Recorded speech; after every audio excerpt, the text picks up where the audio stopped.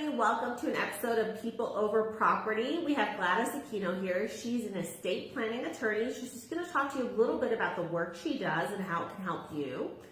So, Gladys, tell us a little bit about what you do. Well, I'm an estate planning attorney, so I assist families with preparing a living trust, and I also handle trust and probate administration matters. Okay, wonderful. So what is the difference, I know I get this question all the time, between a will and a trust? The difference is that a will has to go through the probate process, so it becomes a public matter. The person that you name as your executor first has to obtain letters from the court in order to be able to act on behalf of the estate. They're not able to take any action until the court authorizes it. And your estate is also subject to potential creditor claims. Now, a trust is a completely private matter. You can name a trustee that will act in the event of your incapacity and at your death. And that person would be in charge of your trust assets.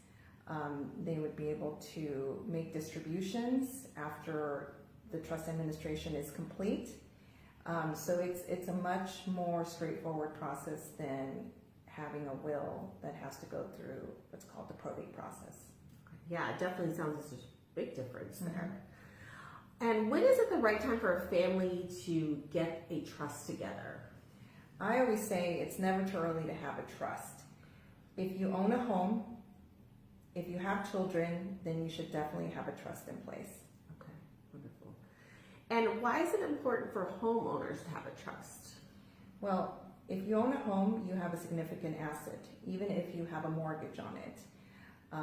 You want to make sure that asset is protected, and in the event of your incapacity, you want to have the ability to have that home sold if you need the proceeds from that to pay for medical bills, or if you need assisted living facility.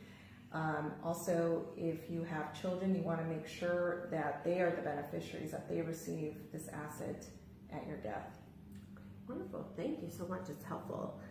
And what does the process look like from start to finish? If somebody were to come and meet with you, how much time does that take to get a trust? I would say it would take approximately a month. It would involve a meeting to discuss what your estate plan should look like. You need to think about who you would want to name as a trustee. That would be the person to administer your trust. It should be a trusted individual about your age, maybe younger.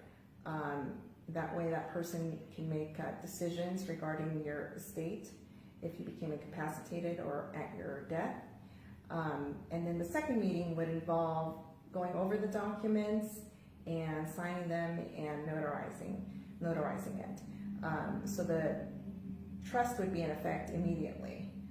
So it's a pretty straightforward process. I think the hardest part is thinking about who you would want to name as a trustee, and we always recommend thinking of at least two individuals in the event your first choice is not available.